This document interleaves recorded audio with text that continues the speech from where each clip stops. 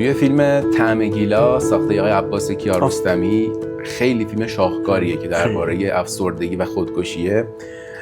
یه سکانسی هست که اون پیرمرد در ماشین کنار آقای بدیعی نشسته و داره از تجربیات خودش میگه که میخواست یه زمان خودکشی کنه. میگه آقا یه توت ما رو نجات داد و داستانشو میگه و با اون حس همدلی باعث میشه شاید حالا تصمیم مخاطب اینه که اون آقای بدیعی از خودکشی در واقع دست نگه داشته به خاطر صحبت‌های و همدلی که اون پیرمرد انجام داده. توی اون سکانس از بعد روانشناسی من فکر می‌کنم از نظریه بازسازی شناختی استفاده شده، CBT، که میاد در واقع احساسات منفی اون مرد رو میگیره ازش و جایگزین میکنه حالا با اون همدلی که انجام میده.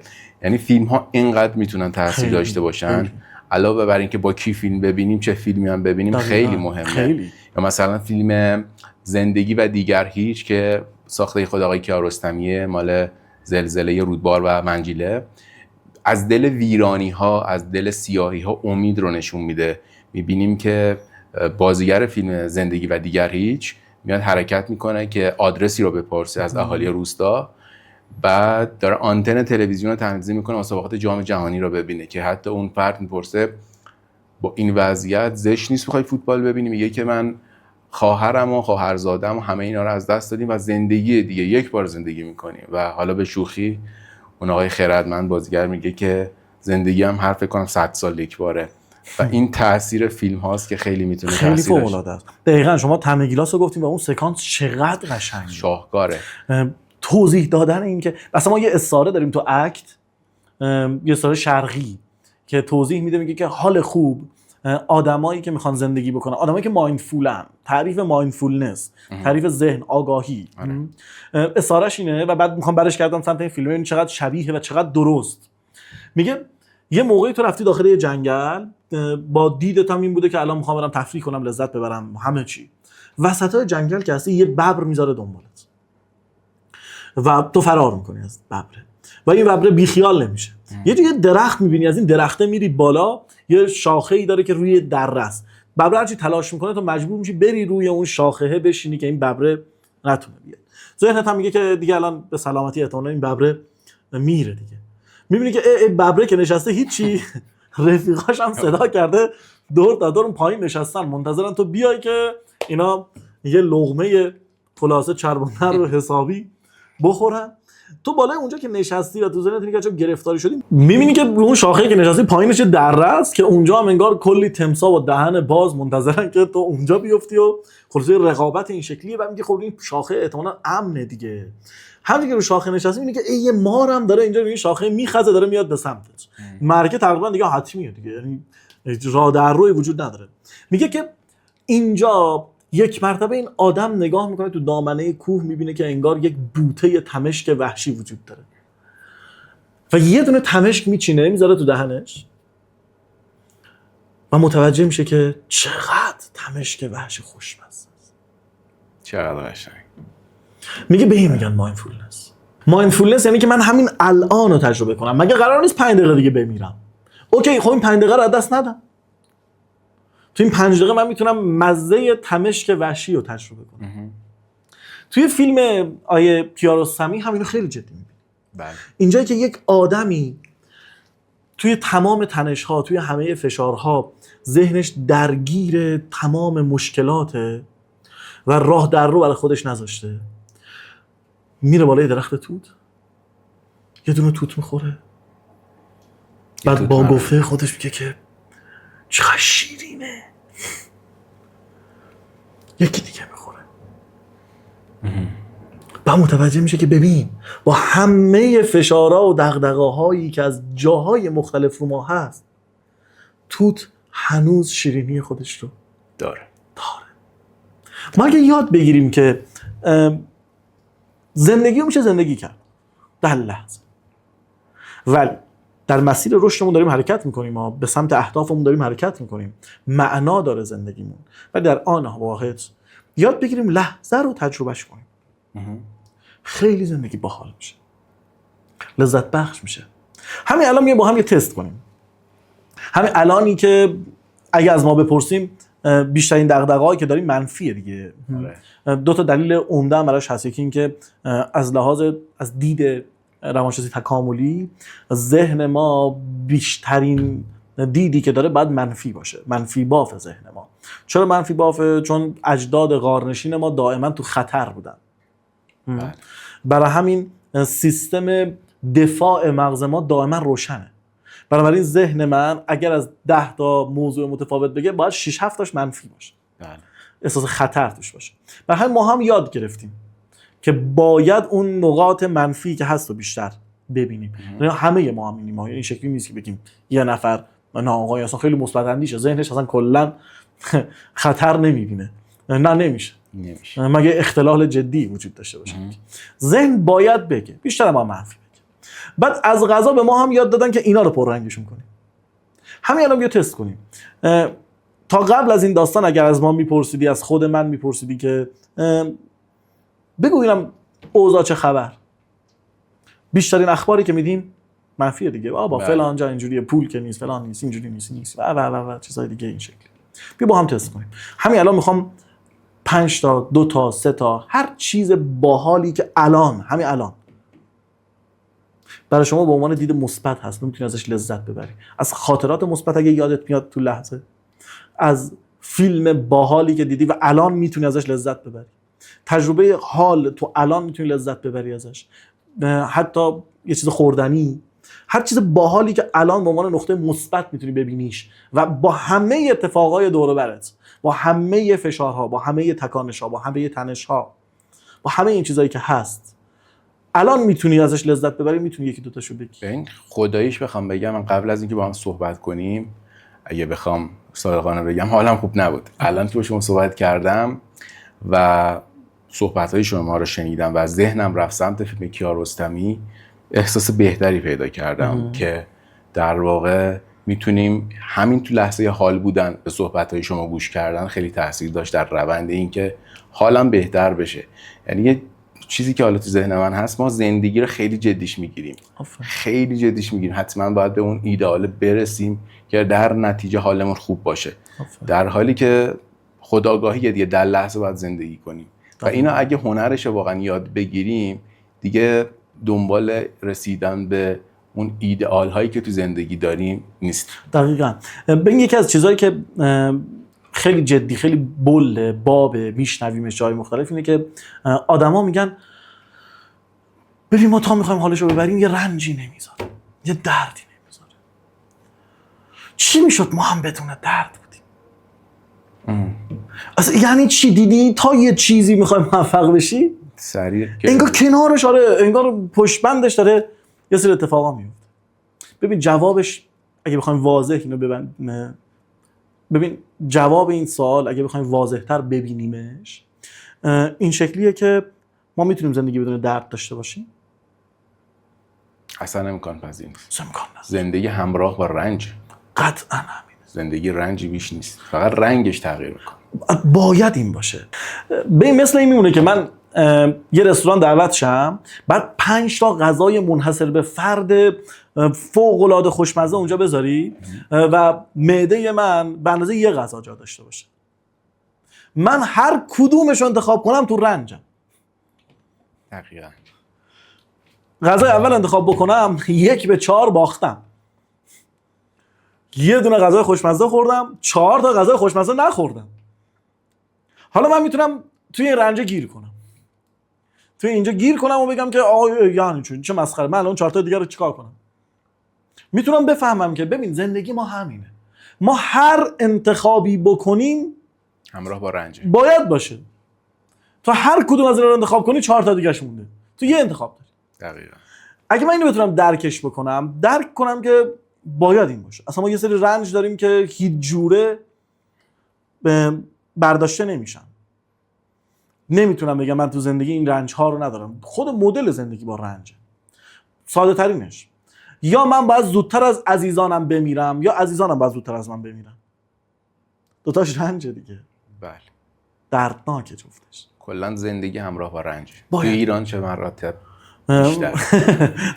آره دقیقاً میتونه محیط‌های اجتماعی خیلی بر ما تاثیر بذاره واقعیتش. ولی بیا روی این بحث بکنیم که توی همه این شرایط بدی که هممون درگیرشیم خیلی جدی و ما میدونیم توی روانشناسی که اجتماع خیلی رو ما تاثیر میذاره، شرایط اقتصادی، شرایط رشد، شرایط حس ارزشمندی، شرایطی که رکود نباشه، من بتونم بدونم استعدادام شکوفا میشه، اصلا حال خوب آدما، همه اینا میتونه تاثیر بذاره دیگه. ما اینجا میتونیم یه بحث جدی رو باز کنیم از دیدگاه روانشناسی اجتماعی، بیایم بحث بکنیم که دولت باید چیکار بکنه، جامعه باید چیکار بکنه که حالمون خوب شه. ولی واقعیت داستان اینه که فکر میکنم کار از این بحثا گذشته. یعنی قرار شما خودتون به عنوان یک روانشناس چجوری حال خودت خوب میکنی؟ دقیقاً اولین اتفاقی که برایش من قبل از این برنامه ببخش از دوستان پرسیده بودم، گفتم چجوری حالتو خوب میکنی؟ یه دوست میگفت من نماز میخونم، اون یکی میگفت میرم قهوه خونه قلیون میکشم، اون یکی میگفت با فلانه میرم کافه. تعریفا متفاوت بود. خود شما به عنوان روانشناس که نظریه ها و تئوری ها رو بلدین، چجوری آدمیم دیگه حالمون میرزه، چجوری حالتو خوب میکنی؟ اولا که بخوام صادقانه بگم اینه که ماها هم خیلی وقتا حال خوب رو تجربه نمیکنیم. دلیل برای این نیست که ماره، ولی میریم دنبال این که چجوری میتونیم برش گردونیم حال خوب. طبیعیه که من هم یک جاهایی از زندگیم، یک پارت‌هایی از زندگیم نباید حالم خوب باشه. دلیل برای این نیست که بگیم خب دیگه آدما با هم متفاوتن. وقتی برسی به یه جا با یه بن‌بستی که حالت بده چیکار می‌کنی؟ آره، برای اینکه اول بیا درباره این بحث کنیم که چرا به اونجا برسیم. من چون میدونم قراره به اونجا برسم، از الان یه سری پیش بینی میکنم که یه کاری کنیم به اونجا نرسیم. خب از اینجا شروع کنیم. هوش هیجانی بالاست. از اینجا شروع کنیم دیگه، چون میدونیم که اگر در واقعیت داستان خودمون رو بسپاریم به دست تقدیر و بگیم که اوکی بریم جلو، قطعاً به یه جایی میرسیم که بن‌بسته. بعد براش یه سری تدبیر داشته باشیم، پلان داشته باشیم. اولین اتفاقی که برای حال خوب وجود داره، میخوام مثبت‌گرا ببینمش، اولین چیزی که وجود داره اینه که به زندگی معنا بدم. یه بار بشینم فکر کنم ببینم من شخصاً فارغ از بقیه آدم‌ها، من یکتایی که منحصر به فردم، میخوام تو زندگیم به کجا برسم، دنبال چی میگردم. یک معنا وجود داشته باشه، بعد بر اساس اون معنا یک هدف بذارم. هدف این نیست که بخوام به یک پرستیژی برسم، هدف اتفاقا میتونه خود همین حال خوبه باشه. هدف میتونه جامعه‌ای که دورم میچینه باشه، مثلا دوستای خوبی داشته باشم و چیزهای دیگه این شکلی. بعد شروع میکنم در راستای اون هدفه، وقتی دارم حرکت میکنم، مهمترین کاری که خودم ازش خیلی استفاده میکنم دوست. همنشینی با دوست. آره، من سعی میکنم دایره دوستامو بزرگتر کنم. سعی میکنم برای دوستام خیلی امن باشم. تلاشام میکنم، خیلی وقتا هم نمیشه. تلاش میکنم این اتفاق بیفته. سعی میکنم دوستایی رو پیدا کنم که امنم. یه قهوه بشینی با یه رفیق بخوری. آره، سعی میکنم وسط تمام فشارها، تنشها، اتفاقها، حال بدی‌ها، همه اینایی که هست، به جای اینکه من هم فوکسمو بذارم روی این داستان و بخوام اونا رو تحلیل بکنم، برگردم یک نقطه مثبتی پیدا کنم که بگم که ولش کن، چجوری میتونیم الان حالمون خوب باشه. و مهمتر از کورسوی امیده رو پیدا کنیم دیگه. باید پیدا بکنیم، مجبوریم. و این پیدا کردنش هم هنر میخواد، کار هر کسی نیست. برای همین ما خیلی توصیه میکنیم به آدما تراپی بریم، چون اگر تراپی نریم انقدر درگیر مسائل خودمون میشیم که نمیتونیم حال خوب داشته باشیم.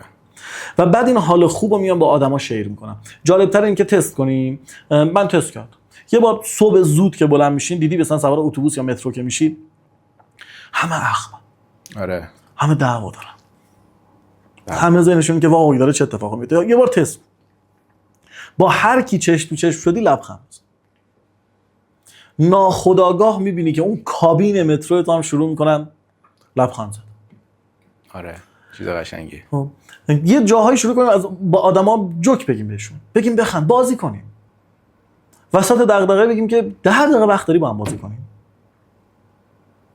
یه جوک جدید شنیدم، بیا با هم آدما رو بغل کنیم، با آدما حال خوب بدیم، فاصله نگیریم، بشنویمشون. ولی طرف باید آدم امنی باشه، خیلی باید امن باشه. و مهمتر از اونه که ما باید امن باشیم. مثلا یه رفیقی مثلا پیدا می‌کنی بعد چند سال ببینی نه اصلا داره اصلا سوء استفاده ابزاری میکنه، اینجا اصلا تازه دردناک میشه. بله. آره باید امن باشه، ولی میگم مهمتر از اونی که ما امن باشیم. ما خیلی آدما رو بدون قضاوت بشیم. حتی جواب این سوالم بدم، اگه یه نفری باشه از من سوء استفاده کنه، اولین چیزی که ذهن من میگه اینه که باختی به جنگ. آره. ولی یه گام بیام عقب، فاصله رفت.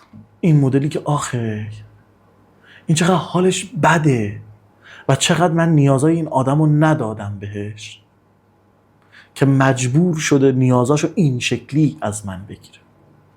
نمیگم باید این کارو بکنیم، شاید تو بافت ما ناکارآمد باشه. آره. ولی دیدمون با اون آدم میتونه این باشه.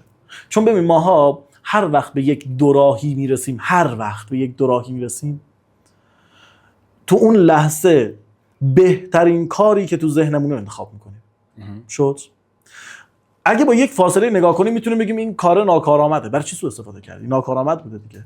ولی اون آدم توی اون لحظه کار دیگه دستش بر نمیاد. شاید میزان آگاهیش به اندازه من نیست. شاید تو اون لحظه یک نیاز خیلی پررنگی داشته که ذهنش راهکار دیگه بهش نمیداده. شاید حسای خیلی بدی داشته. خب یعنی اگه اینجوری بدون قضاوت نگاش بکنیم، چقدر آخی پشتشه تازه. آخه چقدر این رفیق من از من انتظاری داشته نبوده. حالا بازم میگم تاکید به اینه که دلیل نیست که من چون این شکلیه به همه آدما باج بدم. آره. ولی میتونم آدما این شکلی ببینم و بعد بسنجم، بگم آقا توی بافت من میتونم به این آدم کمک کنم یا نه. واقعیتش اینه که من الان از دستم بر نمیاد.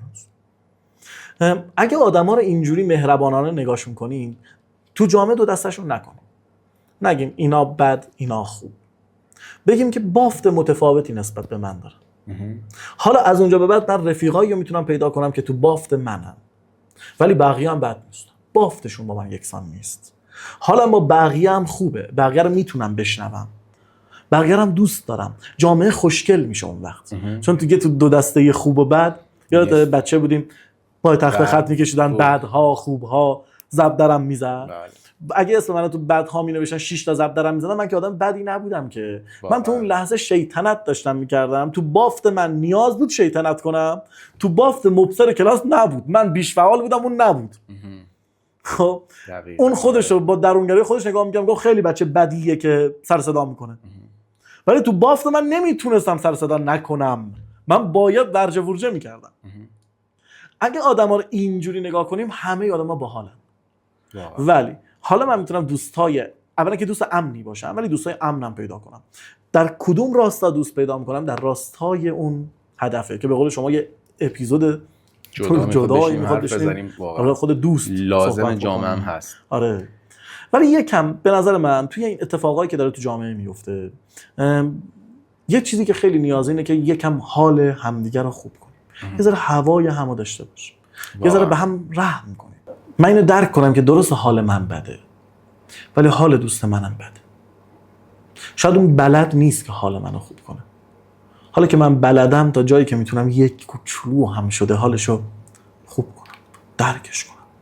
جامعه ما الان خیلی نیاز داره، خیلی نیاز داره. چون حال هممون به اندازه کافی حداقل خوب نیست.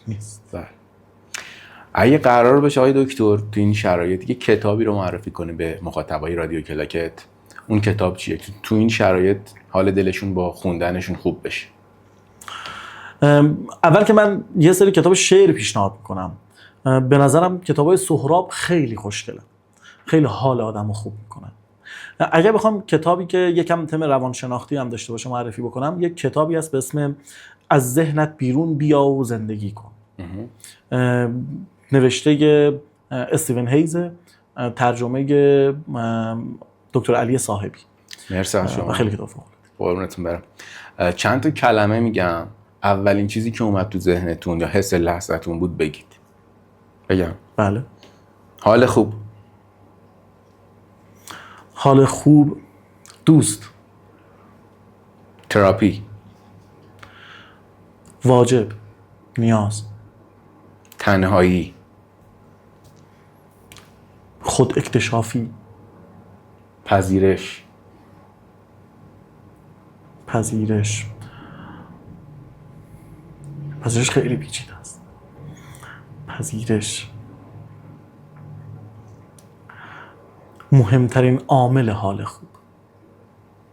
امین محرک نژاد. فوق‌العاده. لطف داری. مرسی از اینکه وقت گذاشتین آقای دکتر به رادیو کلاکت اومدین و خیلی خوشحالم که شروع اپیزودهای جدید که اسمش از پلان ذهن با شما شروع شد و امیدوارم که بتونیم حالا این اینترویو، این مصاحبه شروع همکاری‌های دیگه بشه و خوشحال میشم که در کنار شما کار کنیم. و اینکه میخوام بحث رو تموم کنیم با یک شعر، چون دیدم که کلام و بیان زیبایی دارین. با یک شعر برنامه رو تموم کنیم. یه شعری هست از آنا گاوالدا به نظرم خیلی خوشگله و فکر کنم اینو بخونم به نظر جالب ده. میگه زندگی حتی وقتی انکارش میکنی، حتی وقتی نادیدهش میگیری، حتی وقتی نمیخواهیش، از تو قوی تر است. از هر چیز دیگری قوی تر است. آدم هایی که از بازداشتگاه های اجباری برگشتند دوباره زاد و ولد کردند. مردان و زنانی که شکنجه دیده بودند، که مرگ نزدیکانشان و سوخته شدن خانه هایشان را دیده بودند، دوباره به دنبال اتوبوس ها دویدند. به پیشبینی هواشناسی با دقت گوش کردند و دخترهایشان را شوهر دادند. باور کردنی نیست، اما همین گونه است. زندگی از هر چیز دیگری قوی تر است. باید یک بار به خاطر همه چیز گریه کرد، آنقدر که اشکها خشک شوند. باید این تن اندوهگین را چلاند و بعد دفتر زندگی را ورق زد، به چیز دیگری فکر کرد. باید پاها را حرکت داد و همه چیز را از نو شروع کرد. چقدر باید بگذرد تا آدمی بوی تن کسی را که دوست داشته از یاد ببرد و چقدر باید بگذرد تا بتوان دیگر او را دوست نداشت. بسیار عالی. مرسی. بخاطر آنا گاوالدا واقعا خیلی شعراش قشنگ. بیان و کلامشون تاثیرگذار بود. خیلی واسه افتخارم بود واقعا. قربان شما برم. مرسی از اینکه وقت گذاشتین و به رادیو کلاکت اومدین و شروع اپیزود فصل جدید اپیزودهای رادیو کلاکت که اسمش هست پلان ذهن با شما شروع شد. واسه افتخارم. تشکر می‌کنم از بچه‌های پشت صحنه، حسین آقا، خانم کجال و آقا مایی و همه بچه‌های دیگه. مرسی که تا اینجا همراه ما بودید. تا اپیزود بعدی فعلا. خدا نگهدار. خدا نگهدار. مرسی. قربان.